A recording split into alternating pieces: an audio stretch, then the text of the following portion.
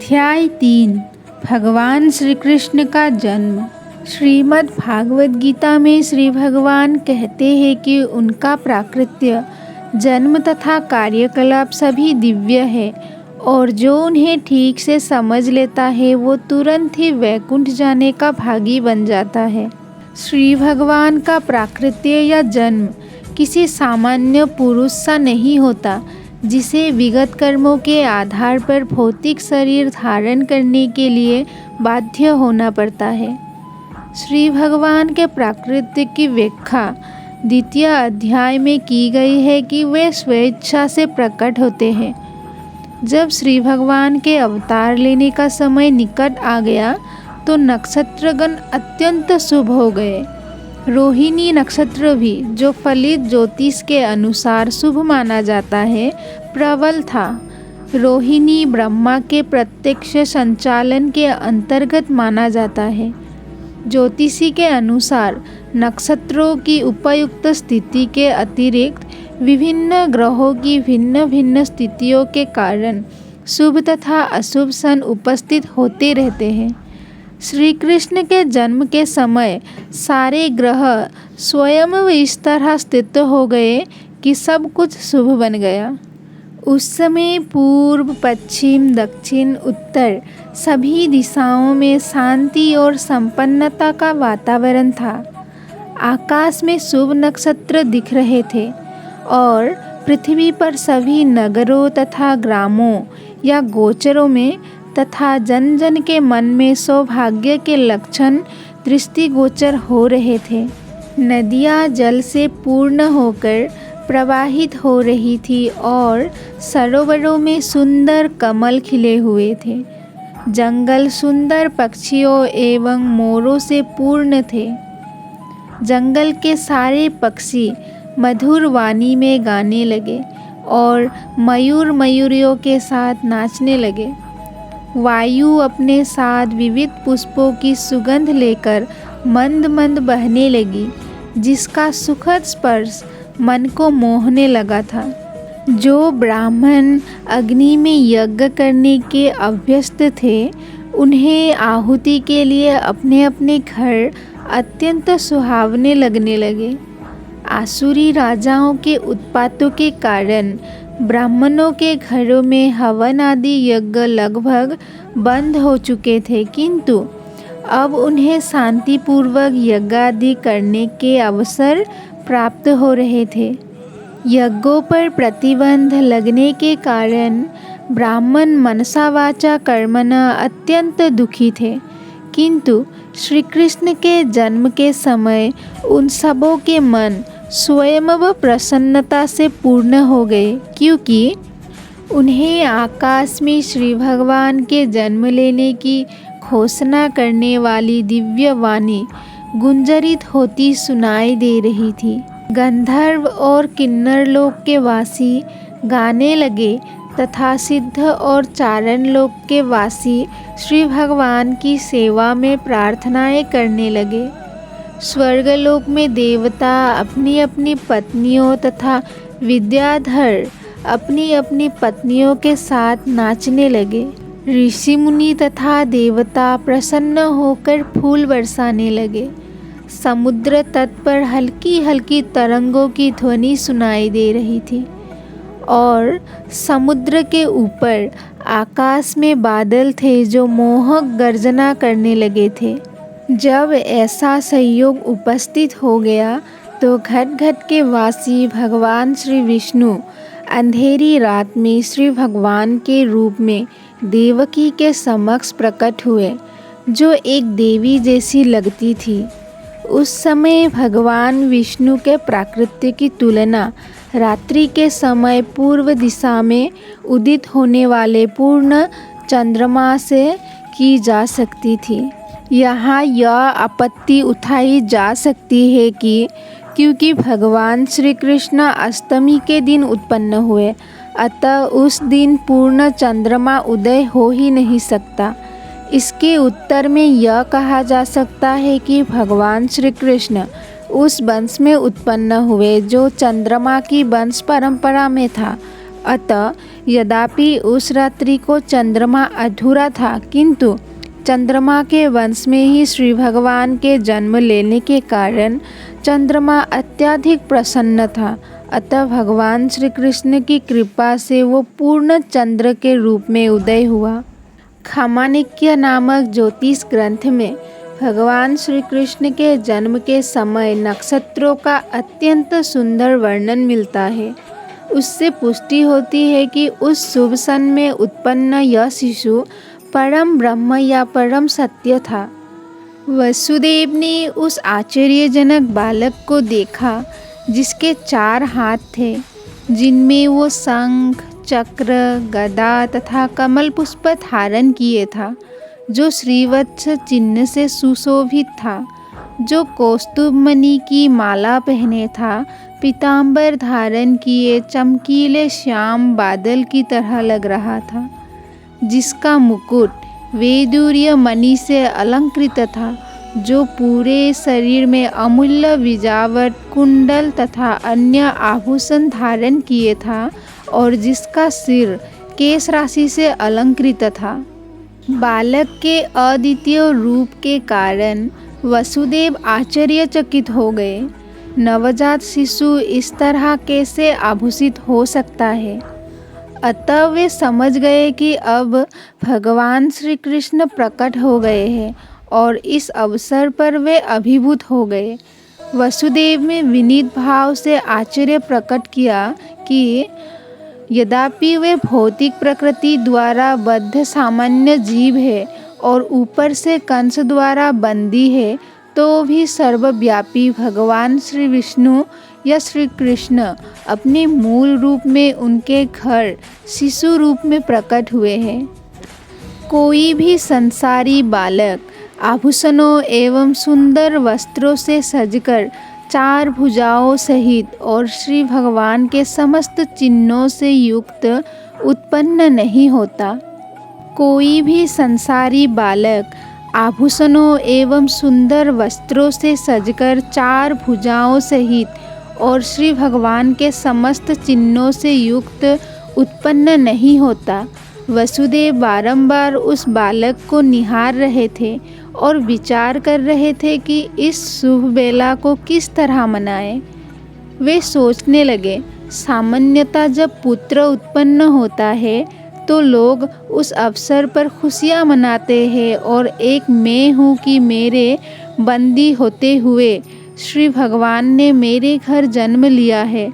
मुझे तो इस शुभ उत्सव को बारंबार मनाने के लिए तैयार रहना चाहिए। जब वसुदेव ने, जिनका दूसरा नाम आनक दुंदुभी है, अपने नवजात शिशु को देखा तो वे इतने प्रसन्न हुए कि उनमें ब्राह्मणों को कई हजार गौवें दान देने की इच्छा प्रकट हुई। वैदिक प्रणाली के अनुसार जब भी क्षत्रिय राजमहल में कोई शुभ उत्सव मनाया जाता है तो राजा प्रसन्नता के कारण अनेक वस्तुएं दान में देता है। ब्राह्मणों तथा ऋषियों को स्वर्णाभूषणों से मंडित गायें दी जाती है। वसुदेव श्री कृष्ण के आविर्भाव के उपलक्ष्य में एक दानोत्सव मनाना चाह रहे थे, किंतु कंस के बंदी गृह में बंद होने के कारण ऐसा करना दुष्कर था। अतः उन्होंने मन ही मन ब्राह्मणों को हजारों गायें दान की।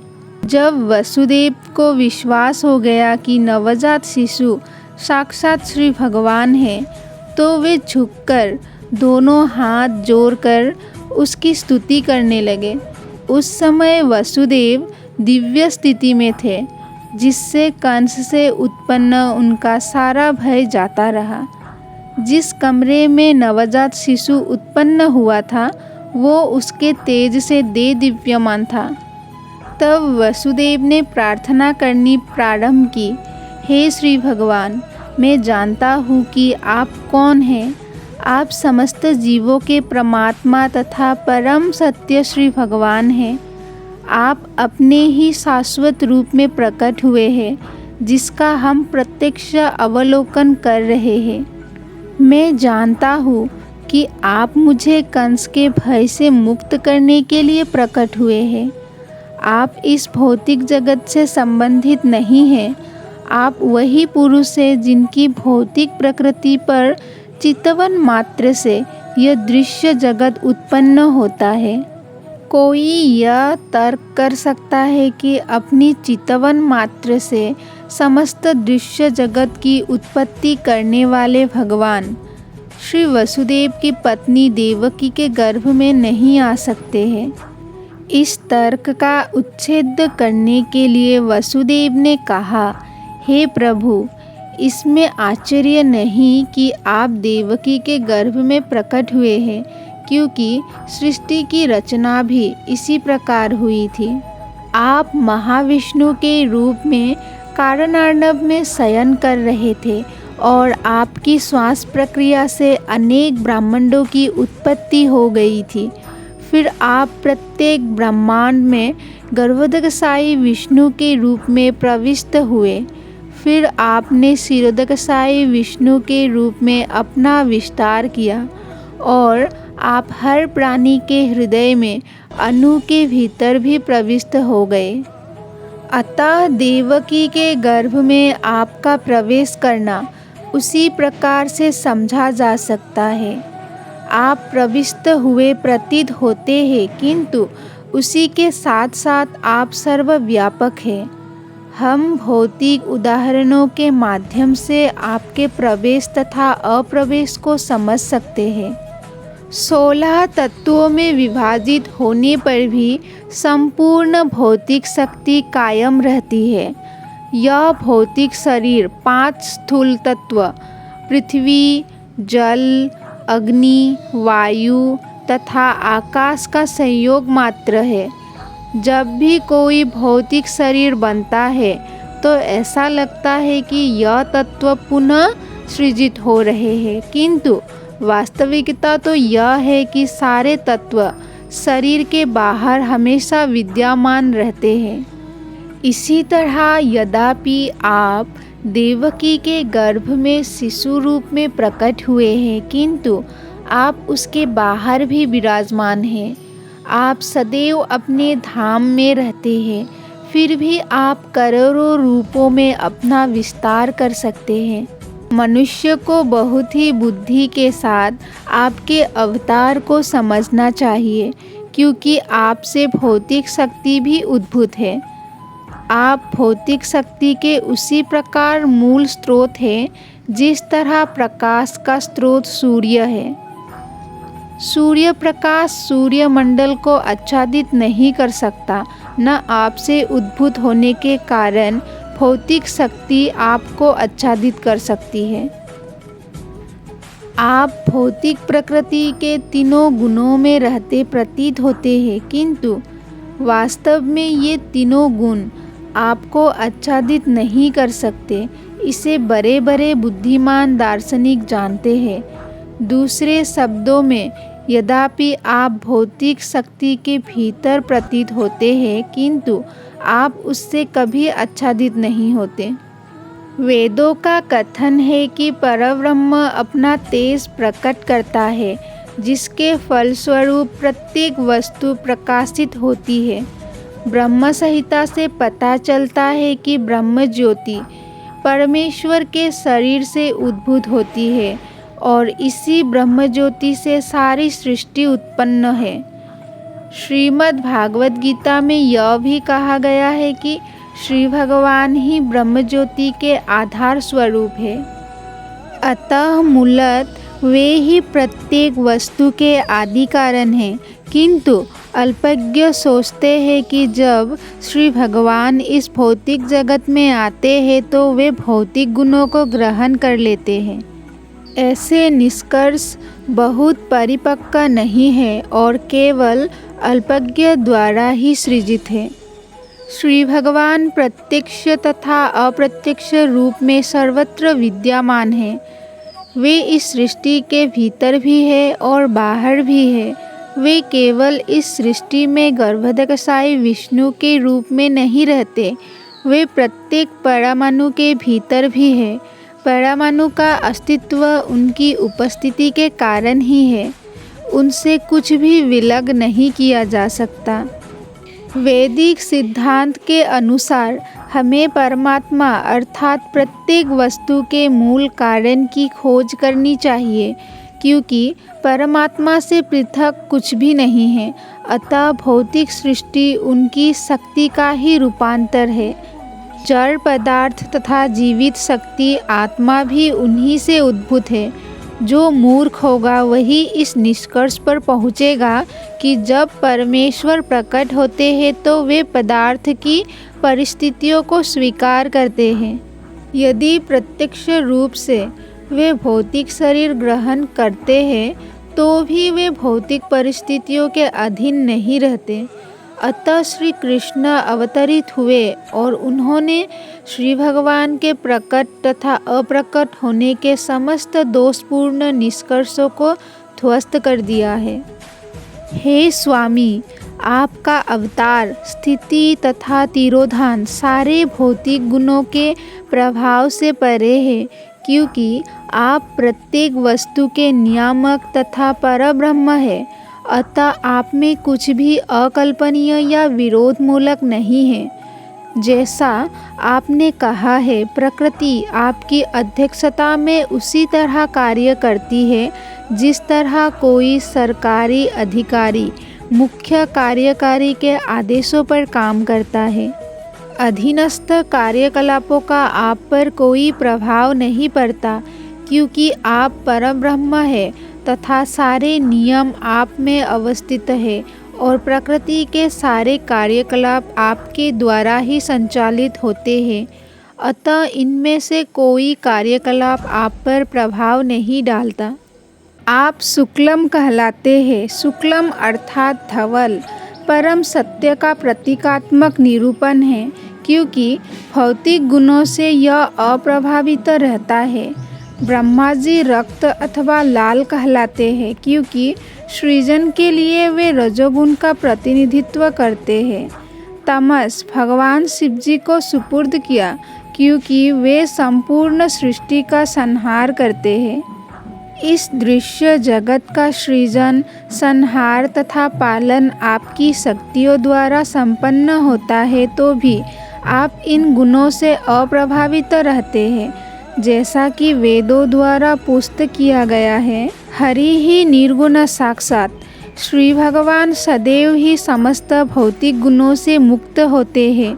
यह भी कहा जाता है कि परमेश्वर में रजो तथा तमो गुणों का अभाव रहता है। हे प्रभु, आप परम नियंता श्री भगवान तथा इस दृश्य जगत की व्यवस्था को बनाए रखने वाले हैं। आप परम नियंता होते हुए भी कृपा करके मेरे घर में अवतरित हुए हैं। आपके अवतार का कारण संसार के उन आसुरी शासकों के अनुयायियों का वध करना है, जो राजकुमारों के वेश में रहते हुए वस्तुत असुर है। मुझे विश्वास है कि आप उन सबों को उनके अनुयायियों तथा सैनिकों समेत मार डालेंगे। मुझे विदित है कि आप दुष्ट कंस तथा उसके अनुयायियों का वध करने के लिए अवतरित हुए हैं, किंतु यह जानकर कि आप उसे तथा उसके अनुयायियों का वध करने के लिए अवतरित होंगे, उसने आपके कई अग्रजों को मार डाला है। अब वो केवल आपके जन्म की प्रतीक्षा में है। जैसे ही वो इसे सुनेगा, वो आपको मारने के लिए सभी प्रकार के अस्त्र शस्त्र लेकर उपस्थित होगा। वसुदेव की इस प्रार्थना के बाद श्री कृष्ण की माता देवकी ने प्रार्थना की। वे अपने भाई के अत्याचारों से अत्यंत भयभीत थे।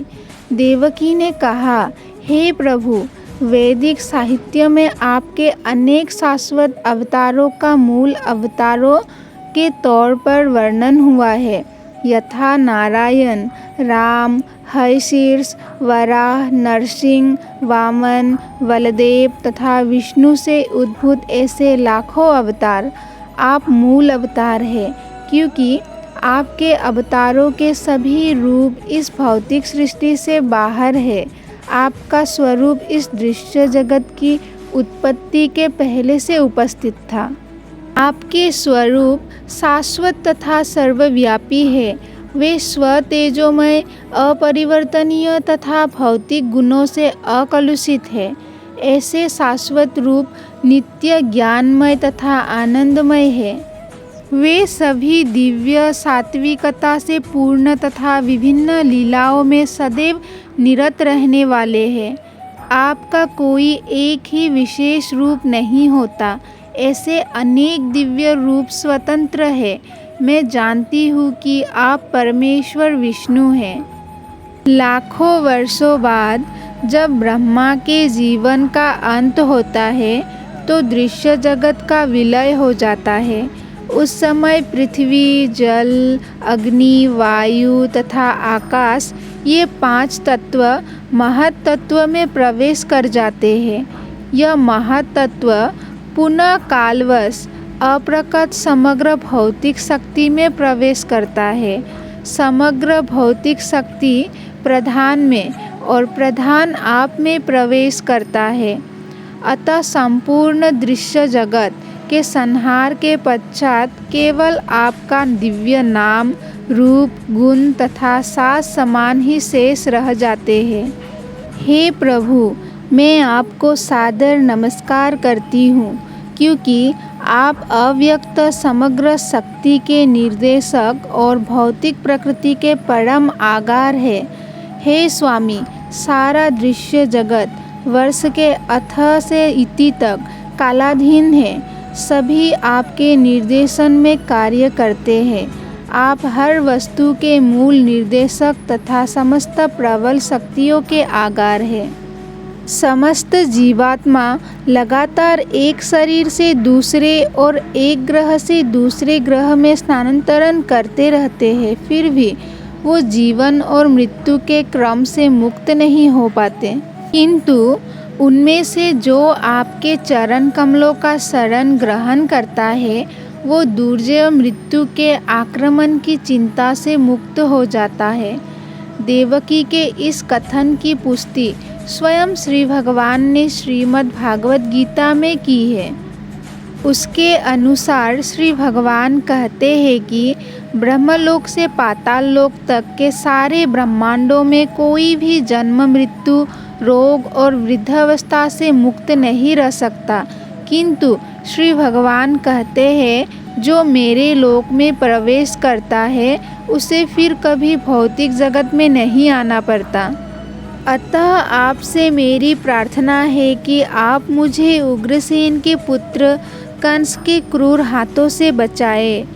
कृपा करके मुझे इस भयावह स्थिति से उबारे, क्योंकि आप अपने सेवकों की रक्षा करने के लिए सदैव उद्यत रहते हैं। श्री भगवान ने इस कथन की पुष्टि श्रीमद् भागवत गीता में अर्जुन को आश्वस्त करते हुए की है। तुम संसार को बता दो कि मेरा भक्त कभी नष्ट नहीं होता। इस प्रकार रक्षा करने के लिए प्रार्थना करते हुए माता देवकी ने अपना वात्सल्य व्यक्त किया। मुझे ज्ञात है कि आपके इस दिव्य स्वरूप का दर्शन सामान्यतः ऋषिगण ध्यान में करते हैं, किंतु मैं अभी भी डर रही हूँ कि जो ही कंस को पता चल जाएगा कि आपका जन्म हो चुका है तो वो आपको हानि पहुँचा सकता है। अतः मेरी प्रार्थना है कि आप इस समय हमारे भौतिक चक्षुओं से ओझल हो जाए। दूसरे शब्द में उन्होंने श्री भगवान से प्रार्थना की कि वे एक सामान्य बालक का रूप धारण कर ले। आपके जन्म के कारण ही मैं अपने भाई कंस से भयभीत हूँ। हे मधुसूदन, हो सकता है कि कंस को पता ना लगे कि आपने जन्म धारण कर लिया है। अतः मेरी प्रार्थना है कि आप अपने इस चतुर्भुज रूप को, जिसमें आप विष्णु के 4 चिन्ह शंख, चक्र, गदा तथा कमल धारण किए हैं, छिपा लें। हे प्रभु, आप दृश्य जगत के प्रलय के अंत में सारे ब्रह्मांड को अपने उदर में धारण करते हैं, फिर भी आप अपनी विशुद्ध कृपावश मेरे गर्भ में प्रकट हुए हैं। मुझे आश्चर्य है कि आप अपने भक्तों को प्रसन्न करने के लिए सामान्य मनुष्यों के कार्यकलापों का अनुकरण करते हैं। देवकी की प्रार्थना सुनकर श्री भगवान ने उत्तर दिया, हे माता, स्वयंभू मनु के कल्प में मेरे पिता वसुदेव एक प्रजापति के रूप में थे जिसका नाम सुतपा था और आप उनकी पत्नी पृश्नि थी। उस समय ब्रह्मा ने प्रजा बढ़ाने की इच्छा से आपसे संतान उत्पन्न करने के लिए कहा। आपने अपनी इंद्रियों को वश में करते हुए कठोर तपस्या की। योग पद्धति में प्राणायाम का अभ्यास करते हुए आप पति पत्नी दोनों ने वर्षा, वायु, कड़कती धूप जैसे भौतिक नियमों के सारे प्रभावों को सहन किया। आपने समस्त धार्मिक नियमों का भी पालन किया। इस प्रकार आपका हृदय निर्मल हो गया और भौतिक नियमों के प्रभाव पर भी नियंत्रण प्राप्त हो गया। तपस्या करते हुए आप वृक्षों के नीचे भूमि पर गिरी हुई पत्तियों मात्र का आहार करती रही। तब स्थिर मन तथा इंद्रिय निग्रह द्वारा आपने मुझसे अद्भुत वर प्राप्त करने के लिए मेरी पूजा की। आप दोनों ने देवताओं की गणना के अनुसार 12,000 वर्षों तक कठोर तपस्या की। उस अवधि में आपका मन मुझ में ही लीन रहा। जब आप भक्ति कर रही थी और अपने मन में निरंतर मेरा ध्यान कर रही थी, तब मैं आपसे अत्यधिक प्रसन्न हुआ। हे निष्पाप माता, अतः आपका अंतःकरण नित्य ही विशुद्ध है। उस समय भी मैं आपके समक्ष इसी रूप में आपकी इच्छा पूर्ति के लिए प्रकट हुआ था और आपसे मनवांछित वर मांगने के लिए कहा था। उस समय आपने चाहा था कि मैं आपके पुत्र रूप में जन्म लूँ। यद्यपि आपने मेरा साक्षात दर्शन किया था, तथापि आपने मेरी माया के प्रभाव के कारण व्यापक भवबंधन से पूर्ण मुक्ति ना मांगकर मुझे अपने पुत्र के रूप में मांगा था। दूसरे शब्दों में श्री भगवान ने प्रकट होने के लिए इस जगत में पृश्नि तथा सुतपा को अपने माता पिता के रूप में चुना। जब श्री भगवान मनुष्य रूप में अवतरित होते हैं, उन्हें माता पिता की आवश्यकता होती है। फलत उन्होंने पृश्नि तथा सुतपा को शाश्वत माता पिता के रूप में चुना। इसलिए पृश्नि तथा सुतपा दोनों ही मुक्ति के याचना ना कर सके। मुक्ति उतनी महत्वपूर्ण नहीं होती जितनी कि श्री भगवान की दिव्य प्रेम भक्ति होती है। श्री भगवान चाहते तो पृश्नि तथा सुतपा को तुरंत मुक्ति प्रदान कर सकते थे, किंतु अपने विभिन्न अवतारों के लिए उन्होंने उन्हें इसी भौतिक जगत में बनाए रखना श्रेयस्कर समझा, जैसा कि आगे वर्णन किया जाएगा। श्री भगवान से उनके माता पिता बनने का वर प्राप्त करके पृश्नि तथा सुतपा दोनों अपनी तपस्या छोड़कर घर चले आए और पति पत्नी के रूप में रहने लगे, जिससे वे साक्षात परमेश्वर को पुत्र रूप में उत्पन्न कर सके। कालक्रम से पृश्नि गर्भवती हुई और एक शिशु को जन्म दिया। श्री भगवान ने वसुदेव तथा देवकी से कहा, उस समय मेरा नाम पृश्निगर्भ था। अगले कल्प में आपने अदिति तथा कश्यप के रूप में जन्म लिया और तब मैं उपेंद्र नाम से आपका पुत्र बना। उस समय मेरा स्वरूप एक बौने जैसा था, जिसमें मैं वामन देव के नाम से विख्यात हुआ। मैंने आपको वर दिया था कि मैं 3 बार आपके पुत्र रूप में जन्म धारण करूँगा। पहली बार मैं पृश्नि तथा सुतपा से जन्म लेकर पृश्निगर्भ कहलाया। दूसरी बार मैं अदिति तथा कश्यप से जन्म लेकर उपेंद्र कहलाया और अब तीसरी बार मैं देवकी तथा वसुदेव से श्री कृष्ण नाम से उत्पन्न हुआ हूँ। मैं इस विष्णु रूप में इसलिए अवतरित हुआ हूँ कि आपको विश्वास दिला सकूँ कि उसी श्री भगवान ने पुनः जन्म धारण किया है। मैं चाहता तो एक सामान्य शिशु के रूप में प्रकट हो सकता था, किंतु तब आपको विश्वास ना होता कि आपके गर्भ से मुझ श्री भगवान ने ही जन्म लिया है। हे मेरे माता पिता, इस तरह आपने कई बार अत्यंत लाड़ प्यार से अपने पुत्र के रूप में मुझे पाला पोसा है, अतः मैं अत्यधिक प्रसन्न हूँ और आपका अत्यंत कृतज्ञ हूँ। मैं विश्वास दिलाता हूँ कि इस बार आप अपने उद्देश्य को पूरा करके भगवत धाम को वापस जाएंगे। मैं जानता हूँ कि आप मेरे लिए चिंतित हैं और कंस से भयभीत हैं, अतः मेरा आदेश है कि आप तुरंत ही मुझे गोकुल ले चले और यशोदा की नवजात कन्या से, जो अभी अभी उत्पन्न हुई है, मुझे बदल दे। अपने पिता माता से इस प्रकार कहकर उनकी उपस्थिति में श्री भगवान सामान्य बालक बन गए और मौन हो गए। श्री भगवान का आदेश पाकर वसुदेव अपने पुत्र को प्रसूति गृह से बाहर ले जाने के लिए तैयार हो गए। ठीक उसी समय नंद तथा यशोदा को एक कन्या उत्पन्न हुई थी।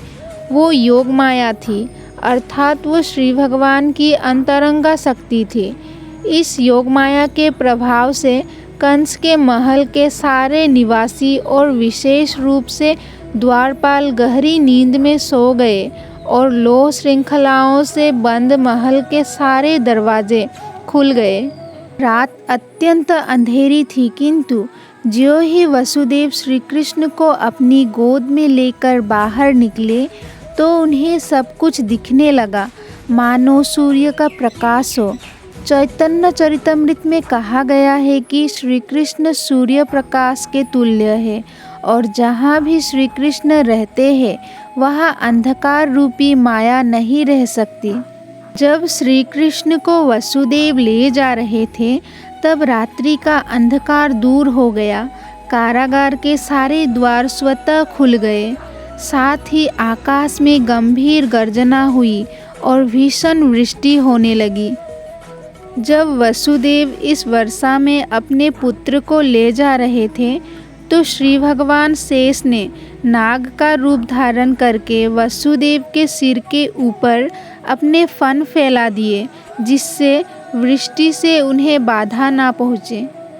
वसुदेव यमुना के तट पर आए तो देखा कि यमुना के जल में गरजती लहरें उठ रही है और सारा पाट फेनिल हो उठा है। इतने पर भी यमुना ने वसुदेव को नदी को पार करने के लिए मार्ग दे दिया।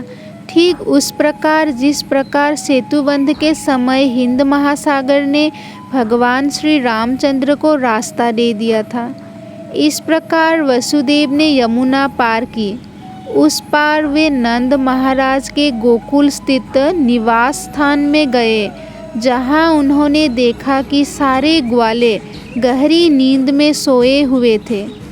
इस अवसर का लाभ उठाकर वे यशोदा के घर में चुपके से घुस गए और बिना किसी कठिनाई के अपने पुत्र को रखकर बदले में यशोदा की नवजात पुत्री को उठा लाए। इस प्रकार चुपके से घर में घुसकर लड़के को लड़की से बदल लेने के बाद वे पुनः कंस के कारागार में लौट आए तथा पुत्री को देवकी के गोद में रख दिया। उन्होंने पुनः हथकड़ी वेरिया पहन ली, जिससे कंस को यह पता न चल पाए कि इतनी सारी घटनाएं घट चुकी हैं। माता यशोदा को ज्ञात था कि उन्होंने एक शिशु को जन्म दिया है, किंतु प्रसव पीड़ा से थक जाने के कारण वे प्रगाढ़ निद्रा में थी। जब वे जागी तो उन्हें याद ना रहा कि उनको पुत्र हुआ है या पुत्री। इस प्रकार लीला पुरुषोत्तम भगवान श्री कृष्ण के अंतर्गत भगवान श्री कृष्ण का जन्म नामक तीसरे अध्याय के भक्ति वेदांत तात्पर्य पूर्ण हुए।